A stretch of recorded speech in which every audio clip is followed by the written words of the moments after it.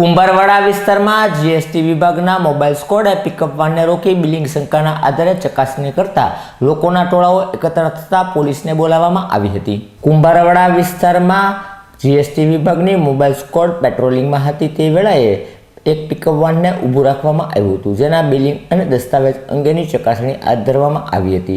ત્યારે લોકોના ટોળાઓ એકત્ર થઈ જતા જીએસટી વિભાગ દ્વારા બોરતળાવ પોલીસને મદદમાં બોલાવવામાં આવી હતી અને આખરે જીએસટી વિભાગ દ્વારા ગાડીને બહુમાળી ભવન ખાતે લઈ જઈ જરૂરી કાર્યવાહી હાથ ધરવામાં આવી હતી।